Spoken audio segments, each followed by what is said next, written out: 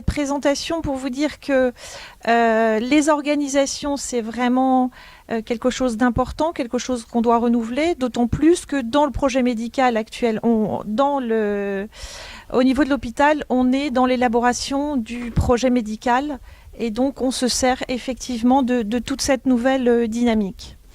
Donc l'hôpital, vous l'avez vu, vous le connaissez, c'est un groupement, un ensemble d'hôpitaux, d'établissements, d'instituts d'inspiration catholique, de gestion privée à but non lucratif. On se trouve au niveau de la métropole, donc entre un CHRU donc public et des établissements donc qui se sont regroupés des privés, donc 11 cliniques. Et au milieu, donc nous, un groupement avec cette inspiration qui avons 3 missions, les missions de soins, d'enseignement et de recherche.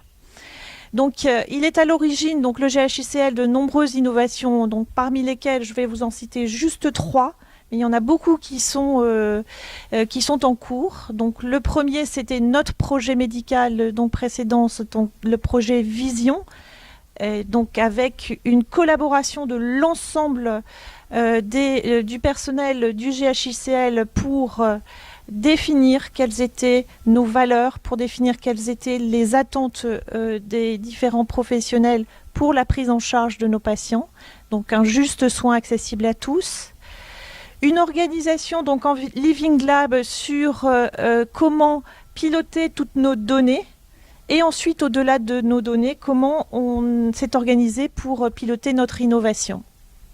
Donc le Vision, c'est notre projet médical, donc qui a été piloté par Isabelle Brassard essentiellement. Et donc, comme Stéphane Soyer vous a présenté précédemment, ici dans ce quartier humanicité, donc il y a les ateliers, il est pilote, vous l'avez vu, de main de maître, c'est un vrai organisateur et il nous a permis en fait de nous réunir pour organiser des ateliers pour définir notre projet médical. L'ensemble des soignants donc a réfléchi sur nos différentes valeurs et on s'est tous accordés sur notre vision qui est le juste soin accessible à tous. Et toute cette réflexion donc en atelier, en micro-projet a permis de dégager 13 orientations stratégiques et 66 orientations opérationnelles. Donc le projet médical d'enseignement et de recherche soigner, former et chercher, sur lequel on a des différentes orientations. Le projet managérial, valoriser, impliquer et structurer. Et le projet économique, c'est piloter, créer de la valeur et s'adapter.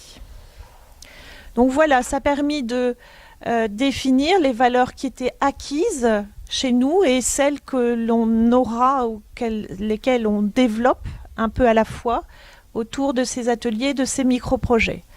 Donc on a travaillé pendant plusieurs années, donc là sur 4 ans, en saison, c'est un peu d'actualité, différentes saisons, et sur lequel on travaillait sur l'une de ces priorités. Une dynamique sociale, plus de 200 collaborateurs impliqués dans les ateliers, des connaissances partagées, faire socle et échanger, mieux connaître notre hôpital, et des actions expérimentales, donc 35 micro-projets, dont la structuration Involve, dont je vais parler.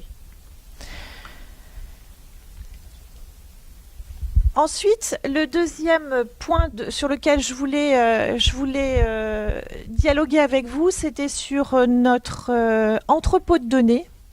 C'est un laboratoire expérimental, Cachemire, pour Knowledge and Smart Data in Hospital Mining and Reuse. C'est vraiment de la fouille de données hospitalières existantes pour créer des nouvelles connaissances et de l'intelligence. Donc c'est innover par les données, exploiter les données, donc informatiser pour mieux soigner et prendre soin des patients, mieux organiser l'hôpital, dans le strict respect des cadres éthiques, légaux, juridiques, réglementaires, et dans un souci de compatibilité avec le fonctionnement réel, opérationnel d'un hôpital. Donc c'est vraiment un laboratoire de recherche translationnelle impliqué dans la prise continue avec le terrain d'application, C'est guider l'application de théorie à partir des besoins et limites de pratique et produire des applications concrètes à partir des connaissances fondamentales. On a des partenaires dans l'ensemble du territoire qui nous ont aidés à monter ce laboratoire. On a une direction opérationnelle, un comité de pilotage et un comité scientifique. Donc le directeur médical, c'est le docteur Arnaud Hans, que j'en suis la directrice scientifique.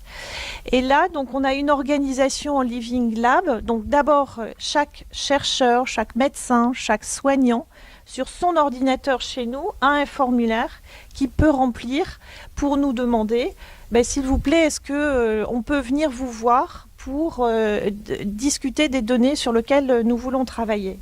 Donc, il nous envoie ce formulaire.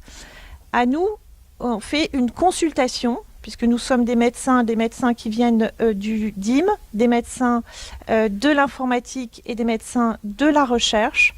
On écoute nos chercheurs qui nous disent, voilà, j'ai besoin de données, par exemple, je vais être très très simpliste, hein. J'ai 3-4 tableaux Excel, je voudrais tous les rassembler, le DSIO lui dit, voilà, il faut qu'on fasse comme ça. Ou alors il dit, j'ai mon activité médicale, elle est comme ça, qu'est-ce qu'elle est par rapport à la région? Là, c'est le médecin DIM qui prend la main et qui lui dit, voilà, on va s'organiser comme ça, on va regarder qu'est-ce que tu peux faire. Et puis, ensuite, quand il dit, oui, mais ça, je voudrais vraiment poser la question, comparer entre deux populations, qu'est-ce qu'on peut faire, etc. Là, c'est plutôt le médecin de la recherche qui prend la main et dit, voilà, on va poser le cadre d'un projet de recherche, on va t'aider à travailler sur comment déclarer au CPP, etc., tous ces aspects-là. Donc, on s'est organisé, donc ce sont des vraies consultations, c'est comme ça qu'on les a appelées. Faite par des médecins, c'est pour ça qu'on l'a appelé consultation avec un avis de sortie en disant où est-ce qu'on va et comment on s'organise ensemble. Donc, toutes les données, on peut travailler dessus. On a fait aussi donc un site internet et l'idée donc avec la création du conseil scientifique, c'est de pouvoir donner à l'ensemble de la communauté des chercheurs ces données à l'extérieur pour qu'il puisse y avoir des travaux de recherche qui puissent être effectués. Et donc le dernier comité scientifique s'était réuni en juillet 2017.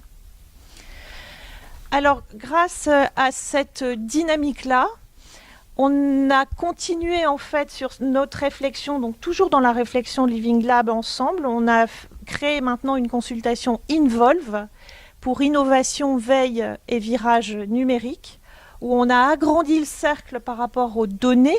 Là, on est vraiment sur l'innovation de nos organisations, l'innovation en santé. Tous les paramédicaux peuvent venir nous voir, donc la même chose dans une consultation. Et ça s'inscrit dans le cadre en fait de toutes les innovations et des Living Labs au sein de l'Université catholique de Lille. Et on le travaille aussi avec, notamment avec Cédric, avec Stéphane, dans notre laboratoire de santé société.